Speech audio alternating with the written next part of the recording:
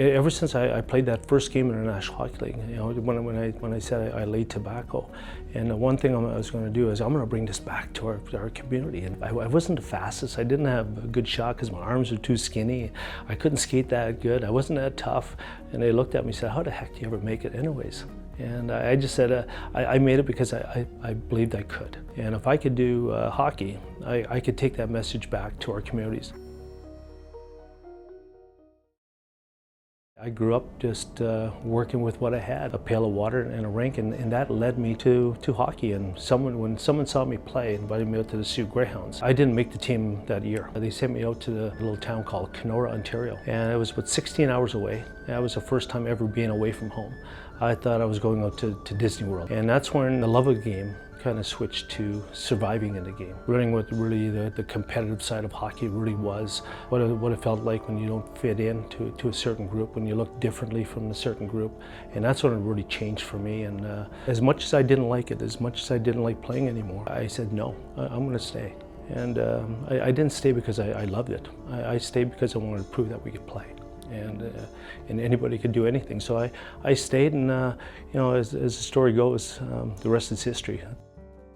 I started the camps when they were little boys. When I played in the National Hockey League, I really wanted to share that experience with other kids. I called it Anishinaabe Hockey School, our people school. When Brandon got hurt, he went through a symposium and he learned about giving back to our community. And he said, "Hey Dad, why don't we start the hockey schools again?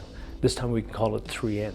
For three of us, all three of us played." What I learned at my father's camps and then what our camps are now like all about, it's really just Indigenous youth getting together and having a hockey school that's kind of theirs. So it's kind of like a powwow, right? Like when you go to a powwow, all your people are there, all your cousins are there, all your family's there, and you just feel so much pride, and we're kind of bringing that with our hockey schools.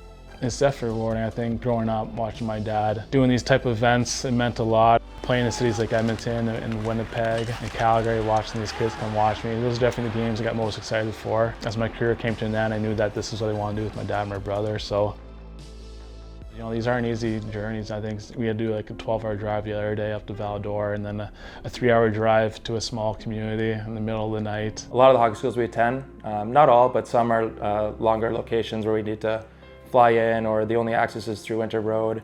And if you think about it, there's not much access to equipment or things like that's close to the city. I can go to the local store here if my stick breaks and I get a stick. Up there, if their stick breaks, they might not be able to access for a stick for a couple of weeks. So. And some of the communities that we go to are a little bit hard stricken, but that doesn't mean that they should be lacking what other kids are achieving. So I get emotional because when I was a kid, that's the only thing you really wanted was for someone to really care, to spend some time with you. So we can brighten up a few smiles and make some hearts happy through the power of sport. We're really happy to do that. For these two girls, the Bear sisters, actually their father was a community leader there, and he was responsible for bringing us into the community of Inochapolis. And his two daughters were in our camp, and they're thinking about quitting hockey.